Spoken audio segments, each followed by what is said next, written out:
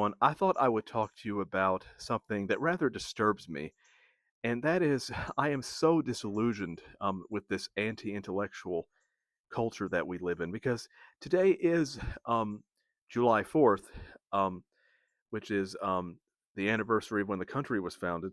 But you'd be surprised how many people don't know basic facts about history. Like recently, I was talking to some young people that I know, I won't say who they are, and I asked them, "When do you think the country was founded? Was it founded in 1700s, 1776?" And they said, "I don't know, maybe the 1940s." And I was like, "What? You believe that the country was founded in the 1940s?"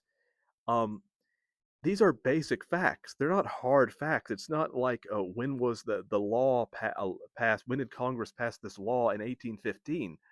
Um, These are basic facts. If you don't know that, then how are you going to make informed decisions about voting or anything? And it's just that I think part of it is the education system because the education system often prioritizes rote memorization, where you can have students who aren't educated and know nothing and they just cram for a test.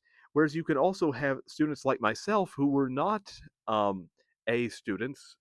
We were B and C students, but we had a lot of passion for learning. We were intellectually curious. But quite often, people who are very passionate, they're not trying to cram for a test, therefore, they don't always remember all the minute details, but they are intellectually curious and they have passion. But yet, those people are often treated as less educated than the people who make the A's just to pass the test and don't care. And so I think that's part of it.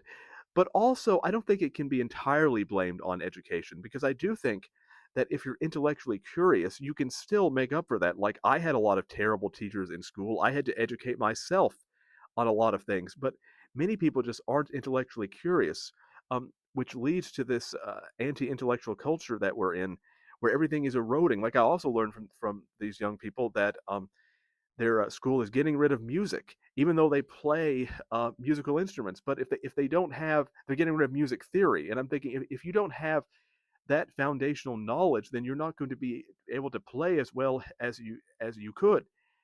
And so, to me, it's just this idea that we have to accept the practical over the intellectual is leading to the erosion of our culture, and it will ultimately collapse if something is not done about it. It's made me quite disillusioned and depressed, actually, uh, um, to think that we are leading to disaster as a culture.